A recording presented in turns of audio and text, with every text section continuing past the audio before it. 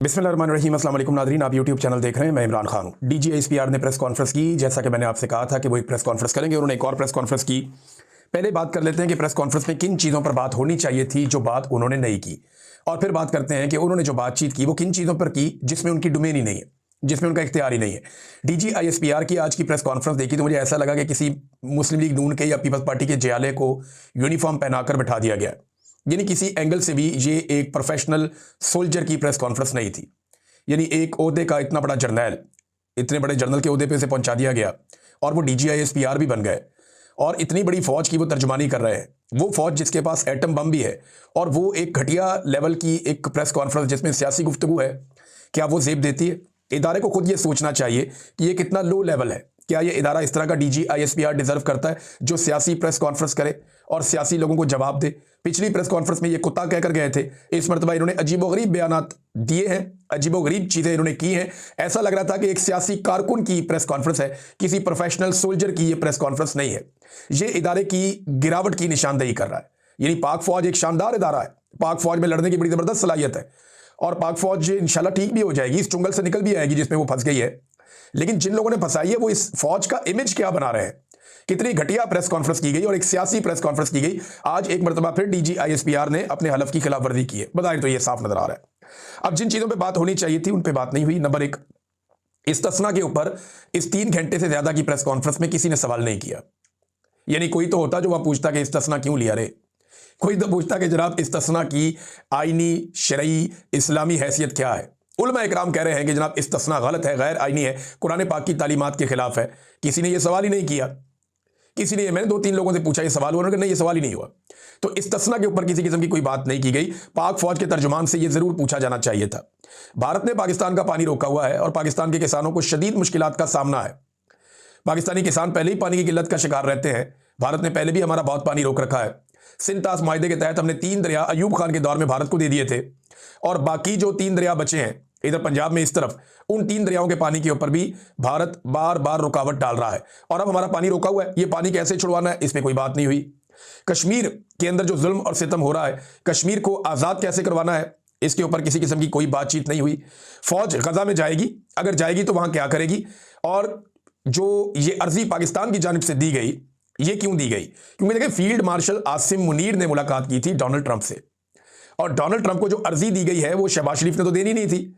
तो पाक फौज के तर्जुमान से यह बात जरूर पूछी जानी चाहिए थी कि अमेरिका को यह अर्जी क्यों दी गई कि हम अपनी फौज गजा में भेजना चाहते हैं, और वो फौज वहां पे हमास को जाकर गैर मुसल्ला करेगी और इसराइली सरहदों का तहफ़्फ़ुज़ करेगी। यही ड्यूटी डोनाल्ड ट्रंप ने बताई है ना।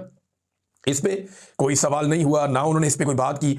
यूएई और सऊदी अरब की जो एक सिचुएशन बन गई यमन में, इस खित्ते के अंदर बहुत इंपॉर्टेंट है, उस पर डीजीआईएसपीआर ने कोई बात नहीं की। ईरान के ऊपर हमले की धमकियां दी जा रही हैं लगातार, इसके ऊपर डीजीआईएसपीआर ने कोई बात नहीं की। वेनेजुएला की बात हुई लेकिन गोलमोल बात हुई, इस पर भी कोई बातचीत नहीं हुई। तो फिर डीजीआईएसपीआर ने प्रेस कॉन्फ्रेंस की क्यों? जब दिफाई नुक्ता नजर से जितनी उनकी ड्यूटियां हैं उनके ऊपर वो बात नहीं कर रहे, तो फिर उन्होंने बात करनी किस बात पे है? उन्होंने सारी की सारी प्रेस कॉन्फ्रेंस एक सियासी कारकुन की तरह सियासत के ऊपर की, जिसे इस बात का फिक्र है कि अगर वो सियासत नहीं करेगा तो अगले इलेक्शन में उसका लीडर उसे टिकट नहीं देगा। यानी इदारों में प्रोफेशनलिज्म खत्म हो गया, फेवरेटिज्म आ गया कि मैं जितनी तारीफें करूंगा अपने फील्ड मार्शल की, जितनी गेम में उठाकर रखूंगा सियासी रहनुमाओं की, उतना ज्यादा इम्कान होगा मेरी कामयाबी का, ऐसा लगता है। तो डीजीआईएसपीआर की इंतहाई नॉन प्रोफेशनल एक प्रेस कॉन्फ्रेंस थी, 3 घंटे तक जारी रही। बहुत अजीबोगरीब बातें उन्होंने की। इसमें कुछ चीजें मैं आपके साथ शेयर करता हूं। एक तो उन्होंने सीधा सीधा इल्जाम लगा दिया कि दहशतगर्द जो है वो पीटीआई पे हमला क्यों नहीं करते। ये सवाल है या गिला है दहशतगर्दों से? ये तो ऐसा लगता है कि दहशतगर्दों को लाने वाले, दहशतगर्दों को बनाने वाले, दहशतगर्दों को पालने वाले, दहशतगर्दों को सिखाने वाले, वो उनसे गिला कर रहे हैं कि आप पीटीआई को क्यों नहीं मार रहे, आप पीटीआई को क्यों नहीं मार रहे। ये उनसे ऐसा लगता है गिला। दूसरी जानिब ये है जो वो कहना चाह रहे थे कि एक्चुअली पीटीआई क्योंकि दहशतगर्दों की सहूलतकार है, वो उनके साथ मिली हुई है, लिहाजा इसलिए दहशतगर्द पीटीआई को नहीं मारते। दूसरी जानिब ये एक एंगल इसको देने की कोशिश की गई है।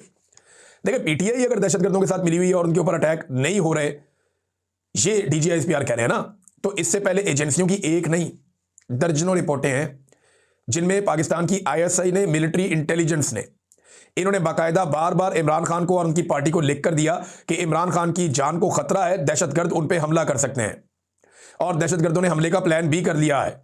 इमरान खान पे कातलाना हमला हो भी चुका है।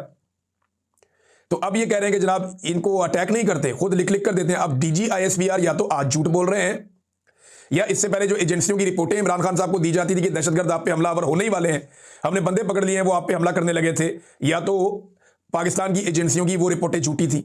अब डीजीआईएसपीआर फैसला कर लें कि वो खुद झूठ बोल रहे हैं या उनकी एजेंसियां झूठ बोल रही हैं जो ये कहती हैं कि इमरान खान की जान को दहशतगर्दों से खतरा है। ये जो रेहान ज़ेब का कत्ल हुआ था, ये किसने किया था? दहशतगर्दों ने नहीं किया था।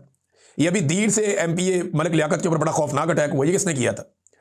मुराद सईद की पूरी फैमिली को तबाह बर्बाद कर दिया, दहशतगर्दों ने उनके ऊपर भी हमला किया। ये सुहेल अफरीदी जो है, इनके घर के 11 अफराद शहीद हो गए हमले के अंदर, उन्हें किसने शहीद किया था? तो डीजीआईएसपीआर ये आप कैसे कह सकते हैं कि पीटीआई पे हमला नहीं होता? ये मेरे सामने एक और वाकया है, और ये आज सुबह का ही वाकया है। ये इनके ऊपर भी एक अटैक हुआ है। ये साबिक तहसील नाज़िम है फिदा मोहम्मद, इनके ऊपर हमला हुआ बनू में, इनकी गाड़ी को बम से उड़ा दिया गया। ये आज का वाकया है। बेशुमार दफा पाकिस्तान तहरीक इंसाफ के लोगों के ऊपर दहशतगर्दों के हमले हुए हैं, उनके पास बहुत सारे शोधा भी हैं, और वो निकाल के नाम आपके सामने अगले चंद घंटों में रख भी देंगे। और ये खबरें हम मीडिया के ऊपर देते भी रहे और लगातार देते रहे।